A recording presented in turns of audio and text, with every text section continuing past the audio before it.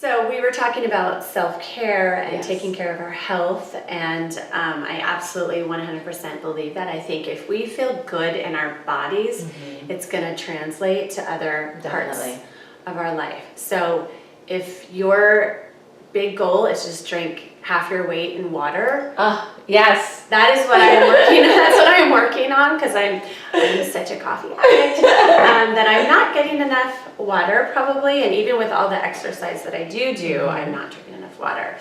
A couple more areas where moms tend to feel guilty is that we're not spending enough time with the other kids in the family, because there's so many appointments, therapies, ABA therapists at the house, or appointments at school or wherever. I mean, you could be in the post-school phase, and that also can be very demanding. Yes. And then not spending enough time with our spouse. Definitely. You know, making date nights intentional. We tend to often think that the affected child, whether we say it out loud or not, is more important than our spouse. Which I made the mistake of saying it out loud. And maybe not even the affected child, just the idea that children didn't ask to be here. You know, they need us versus like, you know, a 47-year-old man, he's okay, he's fine. Yes. And that's not fair, and that's not okay.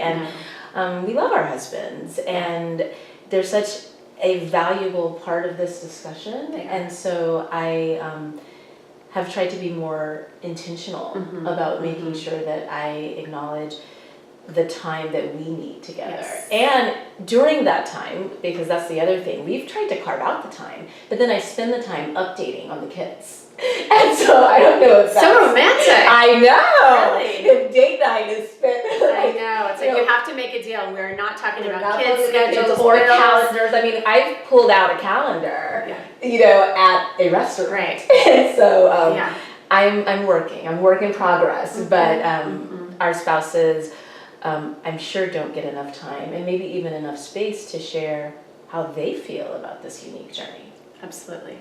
Yeah, absolutely. I agree. I think we've covered a lot of things on our list. I think let's talk about, well, we didn't even talk about like feeling guilty about organization and cleaning and keep up and laundry and all of that, but that ties in there too. I feel these days I am just not into cooking. I feel like I've been in a long phase of not really loving the Monday through Friday cooking. I love having people over. I love the holidays, but you know, I feel guilty about that, you know, but sometimes prepackaged salads are just fine. And I feel guilty because time is such a factor in the life of any mom. So sometimes cooking things that are quick and easy feel more expeditious, but then I'm concerned about the medical welfare of all of my children. Sure. And so then I feel like, no, I need to be cooking things that are healthier and more organic. Yes. Everything organic and everything from scratch. No. Everything from scratch. You know, Pinterest has not helped in any way. And so there's those comparisons that we're drawing, and they're just, you know, very unreasonable expectations that we leverage against ourselves and others. And for those of you that have school-age children, I mean, if you can get those kids from, you know, home to school and back to home again, and homework and activities, and then you do factor in the therapies, and, you know, many of us have, you know, more than one child, it's a wonder that anybody is surviving. You know, anybody's fed. Anybody's fed. I'm sure somebody didn't get fed. So, yes, I am probably not the best homekeeper, but I can organize all of my kids' lives like a phenom. So that's my superpower. That's what you celebrate. That's what I have to learn to celebrate. Yeah, and we're going to get to expectations, because that's a huge part of this. Let's talk about what actually is guilt. We call it mom guilt, mommy guilt. Guilt relates to others. It involves an awareness that our actions have actually injured somebody else. That's real guilt. Yeah. So I yell at my kids and I feel badly because of that, because I hurt somebody's feelings, or I scared them, or whatever. You know, that was not a good modeling experience of frustration. So yes, that's real guilt. That is something that we do need to apologize. We do need to humble ourselves. Feeling of responsibility Yes. for something that we did. Right. Remorse for some offense. But a person can also turn that into self-loathing. Shame. And now we get into shame. Definitely. And so shame relates to ourself, how we feel about ourselves. Brene Brown, who I absolutely love, says it's the fear that we are not good enough. It erodes our courage and fuels disengagement, which leads to isolation because we feel like we are not good enough. And everyone else has nailed motherhood. Everyone else has Pinterest they got it all figured out. Motherhood. Yeah. I think they all have housekeepers, but they must have housekeepers or sitters I mean like or a team of people. staff. They have a staff. Yes. And shame is destructive. It is destructive. Yeah. Guilt can motivate you to actually change a behavior or a habit, but shame just is its own prison. I agree.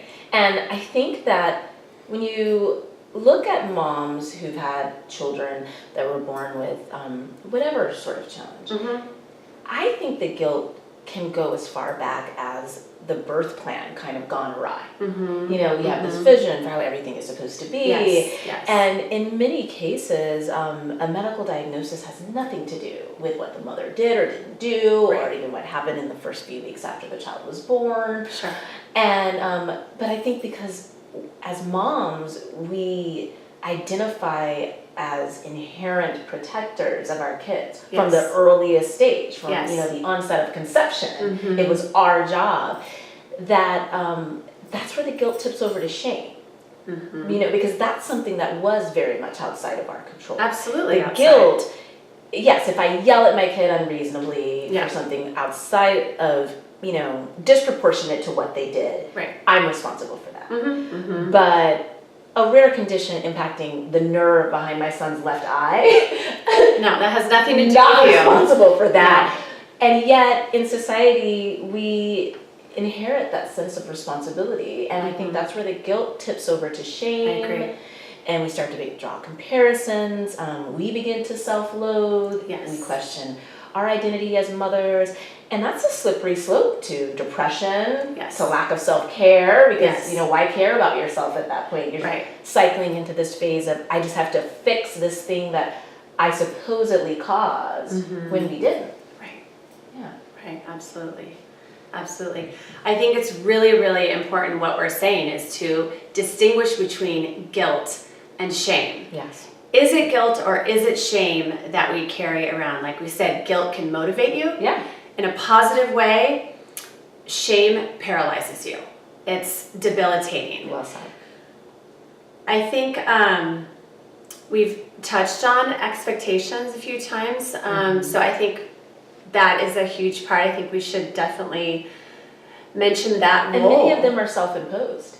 Yes. I have suggested that the expectations came from others, came from my spouse, came from, you know, family, came from friends. But when I really began to dissect those expectations, nobody had said any of that to me. Nobody said all of the laundry had to be put away. Nobody said, you know, why can't you ever make it anywhere on time because you're juggling all of these kids.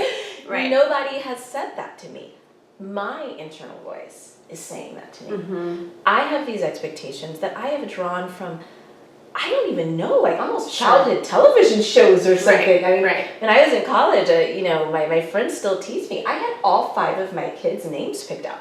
I had decided like how many kids I was going to have, and you know who I was going to marry, and what this was going to look like, and it was an ideal, a picture perfect scene, and that voice is what has been implanted in my head. And these self-imposed expectations have really worked against me. I call myself a recovering perfectionist because, you know, I realized several years ago just how much I placed. Everyone told me my whole life, you're so hard on yourself, you're so hard on yourself, and I was poo-poo it and dismiss it. And I always thought a perfectionist was someone who was master's educated, completely type A their entire life, whatever. So I was like, no, I'm not a perfectionist. And then when you talk to a therapist, you realize, oh gosh, maybe I am. Maybe this comes from family background and wanting everything to be perfect or look perfect or have everything nicely controlled, and you have these really high ideals, I think, when you come from a broken family. I think, that can come from a lot of places. So sometimes we are subject to what family or friends say to us. We can be, certainly. And it might we be hear because messages from mothers or mothers-in-laws. think they're saying, but they are. Yes. Certainly our current culture that seems to be obsessed with the Pinterest perfect motherhood. I think we do have a movement that's starting to sway away from that. But we are inundated with the internet and blogs and social media. Think about our mothers. They didn't see what everybody else was doing with their motherhood role. Now everyone's displaying it. And they all look so happy. I mean, I think that's actually the inherent part. There's no video or post of someone pulling their hair out or, sobbing in the shower. They actually look really happy negotiating what should be a very hectic life.